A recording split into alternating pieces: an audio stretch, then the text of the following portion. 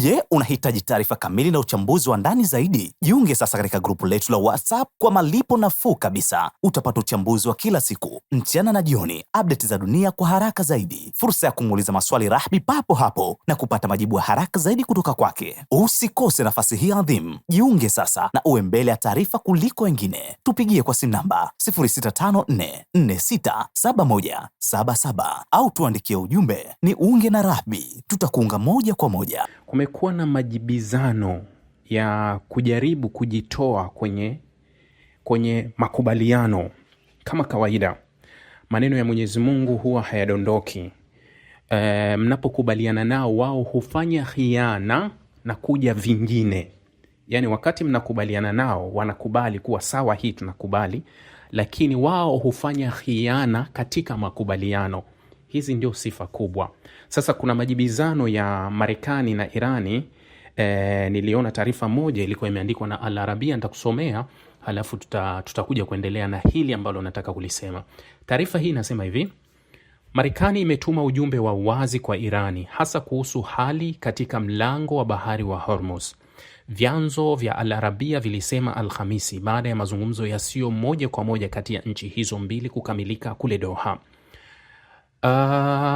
Vichwa vya habari vilisema Marekani iliarifu Irani kuhusu kukataa kwake mabadiliko yoyote katika hali ilivyo sasa katika mlango wa bahari wa Hormuz. Washington iliambia Teherani kwamba mabadiliko yoyote yatazingatiwa kuwa ni ukiukwaji wa makubaliano. Vyanzo viliongeza vikibainisha kuwa Marekani inaona mtazamo na mbinu ya Irani kuelekea hali huko Hormuz kama jaribio la kwanza la kuelekea kujitolea kwake kwa makubaliano hayo. Marekani inafuatilia kwa karibu harakati za Irani katika mlango wa bahari wa kimkakati, vyanzo vilisema, vikibainisha kuwa Teherani iliarifiwa kwamba maendeleo yoyote na fedha zilizozuiliwa za kurejeshwa kwa viwango vyake yanabaki kuwa masharti ya kufuata kikamilifu mkataba wa makubaliano. Nafikiri nianze kufafanua moja moja. Washington iliambia Teherani kwamba mabadiliko yoyote yatazingatiwa kuwa ni ukiukaji wa makubaliano. Vyanzo viliongeza vikabainisha kuwa Marekani inaona mtazamo na mbinu ya Irani kuelekea hali huko Hormuz kama jaribio la kwanza la kuelekea kujitolea kwake kwa makubaliano hayo. Nitakufafanulia. Irani wanatumia fursa, na Marekani si kwamba walikuwa hawaoni, walikuwa wanaona. Na ndio kile unachosema yule mwandishi wa Israel aliyesema kuwa Marekani, Trump sio wajinga, wanaona kabisa upungufu wa kila kitu kinachotokea. Sasa kinachotokea wakati wapo kwenye hayo makubaliano, Irani anachokifanya ni kujaribu kujirasimishia Hormuz. Wakati wao wanataka kuzungumza kuwa udhibiti wa Hormuz kwa sasa tuko ndani ya makubaliano ya siku 60. Sasa ndani ya siku 60 Irani anachokifanya ni kusogeza taratibu urasmi, yani anasogea taratibu kuifanya Hormuz kuwa ni yake. Yani taratibu anachukua Hormuz. Sasa Marekani hataki hilo litokee kwa sababu anachokiona kuwa na kinachoendelea hivi sasa, anasema kuwa hatujafikia mwisho kuhusu hilo. Yani Irani wao wameshapiga mstari kuwa hakutokuja kuwa na mabadiliko yoyote kuelekea Hormuz. Nielewe. Yani Irani wanachokiona kuwa hakutakuja kuwa na mabadiliko yoyote kuelekea Hormuz, lakini Marekani anachokiona ni tofauti, kuwa huenda baadaye tuje tubadilike, mambo yarudi kama kawaida. Wenzake walishapiga mstari wakamaliza. Kwa hiyo hata tuendelee, tuje tuzungumze baadaye kuwa sisi tutakuwa rasmi tumeishamaliza, kuwa Hormuz ni mali yetu. Sasa hilo Marekani anasema no, kwa nini wewe unajirasmisha hivi sasa? Kwa hiyo ndio hilo andiko linavyosema. Sasa Marekani inafuatilia kwa karibu harakati za Irani katika mlango wa bahari wa kimkakati, vyanzo viliongeza vikibainisha kuwa Teherani iliarifiwa kwamba maendeleo yoyote na fedha zilizozuiwa za kurejeshwa kwa viwango vyake yanabaki kuwa masharti ya kufuata kikamilifu mkataba wa makubaliano. Yani kuna fedha ambazo walikuwa wamekubali Marekani, okay, tutazitoa kwa Irani, lakini wanachosisitiza Marekani wanasema kuwa okay, tutazitoa, lakini tutazitoa wapi? Baada ya makubaliano yote kukubalika.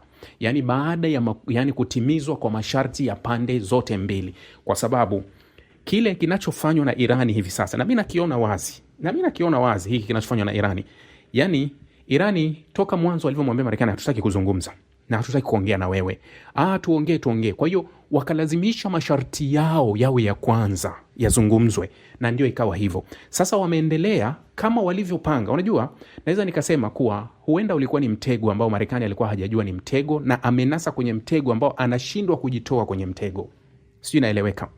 Yani wakati Irani walivyoandaa vile vifungu vyote 14, vifungu vyote vilikuwa mtego kwa Marekani. Sasa Marekani tayari kaisha nasa kwenye mtego, anaambiwa tembea kwenye vifungu, tembea kwenye njia ulioichonga, usitembee pembeni. Sasa kadri akitembea kwenye njia ambayo alikubali kuwa hii njia nitapita, anajikuta anazidi kupoteza.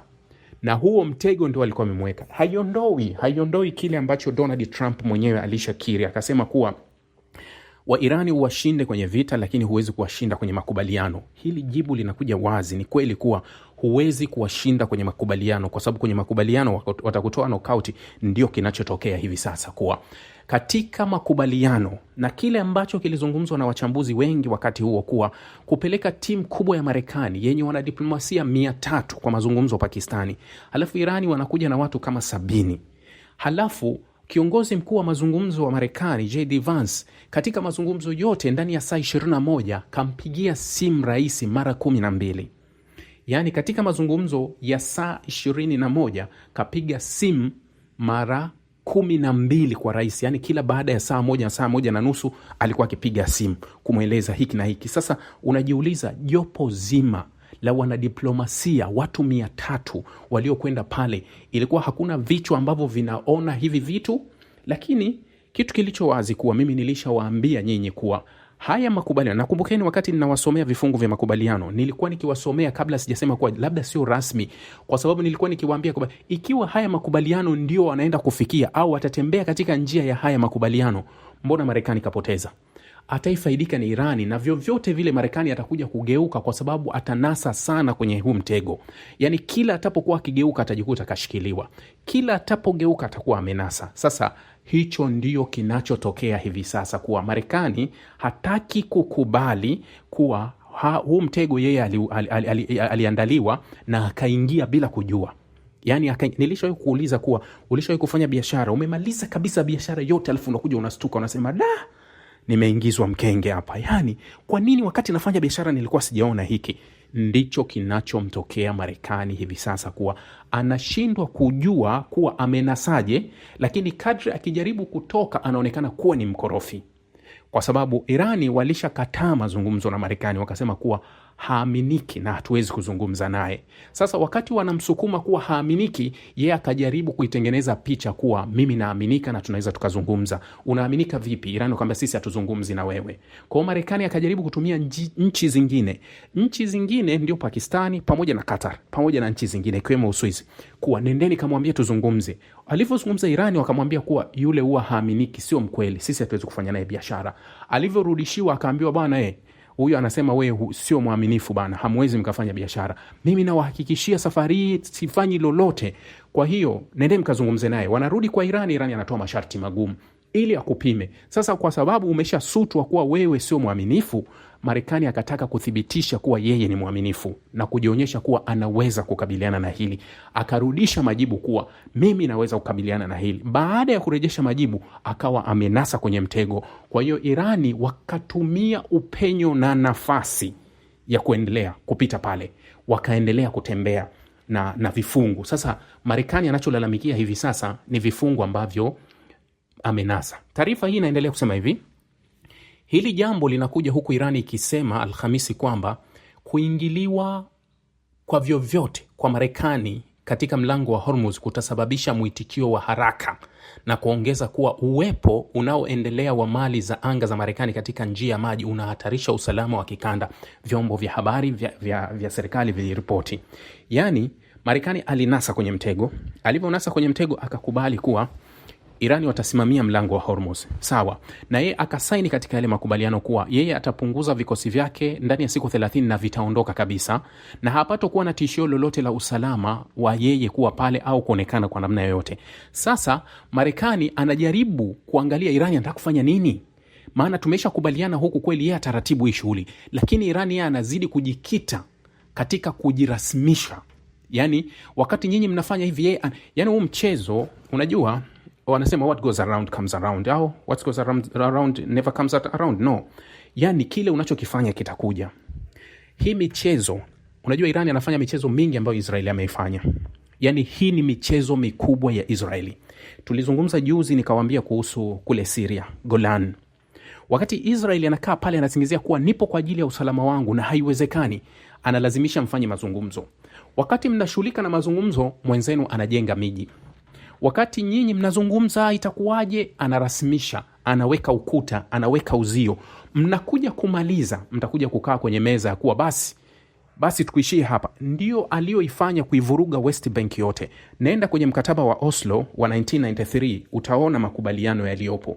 Nenda kasome vifungu kimoja baada ya kimoja, halafu nenda kaangalie utekelezaji, nenda kaangalie chini, nenda kaangalie ile area A, area B na area C, jinsi zilivyoainishwa kwenye mkataba wa Oslo.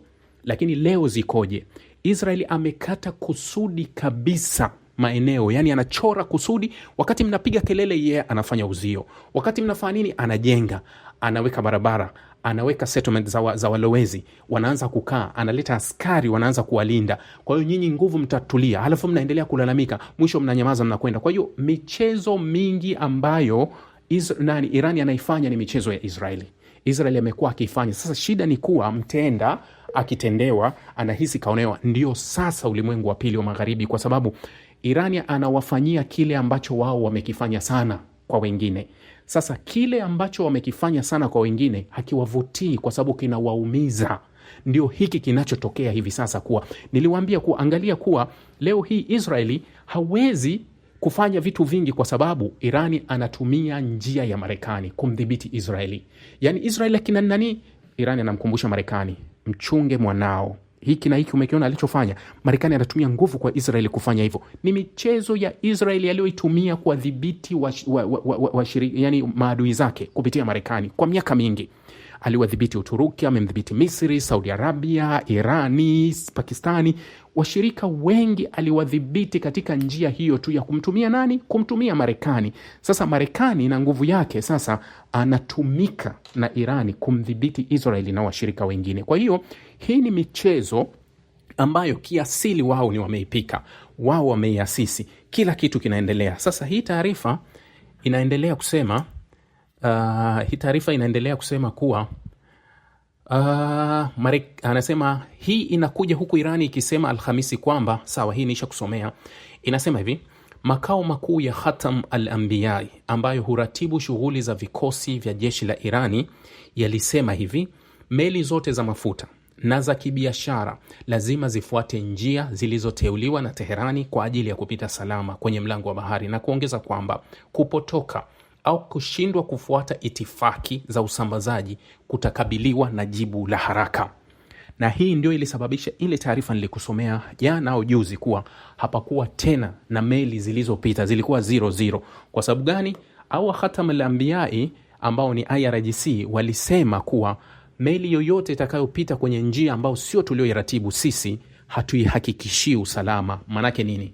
Hatukuhakikishii usalama kwa sababu kuna lugha huwa inatumika kwa ajili ya kutuma ujumbe. Hawezi kukuambia kuwa meli yoyote itakayokiuka njia yetu itakuwa kwenye target au itashambuliwa. Hiyo itahesabika kama ni tishio. Ndio maana wakati ule Irani alikuwa nani, Rohani au alikuwa nani, Ahmadinejad, wakati ule anasema kuwa sisi tunayo makombora yanayoweza kupiga yanayoweza kuruka kutoka Teherani hadi Somalia, Mogadishu hadi Somalia. Ukiangalia umbali ni zaidi ya kilomita 6,000 kilomita kutoka Teherani to Mogadishu. Hakuwa na lengo la kuipiga Mogadishu, alikuwa anatuma ujumbe kwa European, kwa sababu ndani ya kilomita 6,000 nchi zote za Ulaya zilikuwa zinaingia kwenye hiyo range. Sasa hawezi kuambia kuwa tunayo makombora yanaweza kupiga Berlin, tunayo makombora yanayofika sijui Waso, tunayo makombora ambayo yanaweza kapiga Paris. No, anachotuma ni message ya pembeni. Akitoa andiko kama hilo ni tishio, tafsiri inakuwa umetishia, na wale wanaweza wakaungana dhidi yako wakasema kuwa tupo kwenye tishio kwa sababu katutisha kutuambia kuwa hivi na hivi. Sasa hiyo inakuwa ni lugha ambayo inatumika. Kwa hiyo Irani wanaposema kuwa makao makuu ya Khatam al-Anbiya ambayo inaratibu shughuli za vikosi vya Irani imesema meli zote za mafuta za kibiashara lazima zifuate njia zilizoteuliwa na Teherani kwa ajili ya kupita salama kwenye mlango wa bahari, na kuongezwa kwamba kupotoka au kushindwa kufuata itifaki za usambazaji kutakabiliwa na jibu la haraka. Unakabiliwa na jibu la haraka, utajua we mwenyewe jibu hilo. Mazungumzo yafuatayo yasiyo ya moja kwa moja kati ya Marekani na Irani yatafuata baada ya mazishi ya kiongozi mkuu marehemu Khamenei, na wapatanishi walisema Alhamisi, huku diplomasia ikiendelea mbele kuhusu kukomesha vita vya Mashariki ya Kati. Mkataba wa muda uliokubaliwa ni wa kufungua tena mlango wa bahari wa Hormuz, muhimu na kukomesha uhasama, lakini maswali makubwa bado yanahitaji kushughulikiwa katika mazungumzo, ikiwa pamoja na mpango wa nyuklia wa Irani. Kwa hiyo nimekupa hizi njia na nimekusomea haya mambo ujue kabisa kuwa hapa kwa nini tunakwama, kwa nini nchi zinafikia hapa. Zinafikia hapa kwa sababu waliotaka tufike hapa ni watu fulani, wametaka tufike hapa, na wametaka tufike hapa kwa sababu wao ndio walianzisha. Baada ya kuanzisha yamewafikisha tulipo hapa. Kwa hiyo ndio hili ambalo linaendelea katika mgogoro wa Irani na Marekani hivi sasa. Katika taarifa nyingine ambayo nadhani jana ilikuwa, hii ni taarifa ambayo niliona kwenye mitandao mingi ya Israel ikiripoti kuwa waziri mkuu wa Israel Netanyahu jana alisema kuwa ana uhakika sasa Irani inamiliki nyuklia.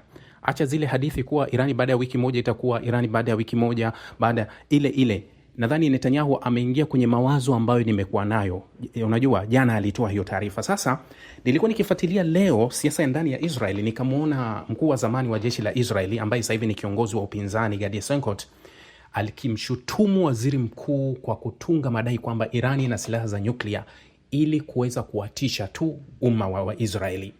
Kulingana na gazeti la kila siku la Israel la Yediot Ahronoth, Eisenkot alitoa matamshi hayo katika mkutano katikati mwa Israel akisema matamshi ya hivi karibuni ya Netanyahu kuhusu uwezo wa nyuklia wa Irani yalikuwa ni ya uongo. Netanyahu alisema mambo ya kuchukiza. Irani haikuwa na mabomu ya nyuklia hata kidogo. Anatunga ukweli ili kuwatisha umma wa Israeli. Eisenkot ambaye pia ni mkuu wa chama cha Yashar alinukuliwa akisema. Gazeti hilo lilisema Eisenkot alikuwa akimaanisha maoni ya Netanyahu aliyotoa Jumanne katika mahojiano aliyofanya na Channel 14 ya Israeli, ambapo waziri mkuu alisema, niliingia Irani mara 2 ili kutuokoa kutokana na kuangamizwa na mabomu ya atomic ambayo tayari yalikuwa mikononi mwao. Alisema hivyo. Yani anaposema niliingia Irani mara 2, yani amekusudia kuwa aliingia kwenye vita 2, ile 12 days war na hivi sasa, ili kuwanusuru wa Israeli kuangamizwa na mabomu ya atomic ambayo tayari yalikuwa mikononi mwao. Eisenkot ambaye yeye aliwahi kuwa mkuu wa wafanyakazi wa jeshi, yani mkuu wa wafanyakazi ni ile mkuu wa majeshi wa Israeli, alikuwa yeye 2015 to 19, alitangaza Jumanne kwamba anakusudia kugombea nafasi ya waziri mkuu. Mnamo Februari 2026, Marekani na Israeli zilianzisha mashambulizi ya kulenga mitambo na miundombinu ya kijeshi ya Irani kabla ya mapambano hayo kupanuka na kuwa mapigano ya moja kwa moja. Vikosi vya anasema Israeli pia ilifanya operesheni kubwa ya kijeshi dhidi ya maeneo ya Irani mnamo Juni 2025, ikisema ililenga mpango wa nyuklia wa Teherani na uwezo wa makombora. Irani ilikana kutafuta silaha za nyuklia, ikisisitiza mpango wake wa nyuklia ni wa amani pekee. Hakuna ripoti ya kimataifa iliyothibitisha kwamba Irani ina silaha za nyuklia. Mahojiano yaliyofanywa na Channel 14 ya mrengo wa kulia yalikuja huku Israeli ikijiandaa kwa uchaguzi mkuu unaotarajiwa katika miezi ijayo. Marekani na Israeli zinaishutumu Irani kwa kudumisha programu za nyuklia na makombora zinazotishia Israeli na washirika wa kikanda wa Marekani. Teherani yenyewe imesisitiza kwamba mpango wake wa nyuklia ni wa amani na inasema mara kwa mara kuwa haijawahi kutafuta silaha za nyuklia. Israeli ambayo inachukua maeneo ya Palestina na pia imechukua maeneo ya Lebanon na Syria, inaaminika sana na wataalamu wa kimataifa kuwa nchi pekee katika Mashariki ya Kati yenye silaha za nyuklia. Ingawa haijawahi kukubali rasmi, vituo vyake vya nyuklia haviko chini ya ulinzi wa shirika la kimataifa la nishati ya atomic. Mmeelewa? Netanyahu yuko kwenye ile nadharia ambayo mara nyingi nimewaambia. Yani chaguzi zote au chaguzi ambao mara nyingi hufanyika Israeli, kama hauwezi kufanya kampeni dhidi ya Irani, basi wewe unakuwa na nafasi ndogo sana ya kushinda. Wagombea hasa wa nafasi ya waziri mkuu mara nyingi huitumia Irani kama turufu yao kwa ajili ya uchaguzi ujao. Sasa ukweli kuwa kama kuna kiumbe ambaye anatamani siku zisimame, zisiendelee mbele, anaweza kuwa ni waziri mkuu Netanyahu. Kuwa kungekuwa na uwezekano wa siku kusimama kabla ya kufika Oktoba, ili aweze kurekebisha baadhi ya vitu ambavyo vinatokea hivi sasa, angekuwa ni Netanyahu ambaye anaweza kurekebisha haya mambo. Lakini ukweli kuwa mambo hayako upande wake na mambo yamegeuka sana kuwa hawezi kurekebisha na mambo yako kinyume chake. Sasa matokeo yake ni haya ambayo anayasema. Licha ya kuwa anachokiongea Netanyahu, mimi binafsi naweza nikakielewa kuwa Irani tayari walikuwa au anabahatisha. Mimi niliwahi kutoa sababu kwa nini nasema kuwa Irani wanaweza kuwa na miliki nyuklia, kwa sababu nilishakwambia kuwa ukitazama tabia zao ni tabia za nchi zenye kumiliki nyuklia, kwa sababu leo hii imekuwa nyuklia ni tishio kubwa. Okay, tunaweza kusema kuwa labda huu msuli wa Irani anauonyesha baada ya kuishikilia Hormuz, utasema hapana, kwa sababu hata hizi tabia na majivuno au kusema ule uimara wa Irani kwenye mazungumzo yote kabla hata hajashikilia Hormuz alikuwa hivi. Sio kwamba labda hizi tabia zimebadilika baada ya kuja kushikilia Hormuz, lakini ameanza hizi tabia hata kabla hajashikilia Hormuz. Kwa hiyo tabia zake zinaakisi kitu ambacho huenda wengine hawakioni au wao pekee wanajua, kwa sababu huwezi kuhofia. Yani huwezi kusema kwa nini huogopi? Hatuogopi kwa sababu na sisi ni wakubwa. Hatuogopi kwa sababu na sisi tuna kile mnacho nyinyi. Ndio hicho unaweza kusema kwa Iran.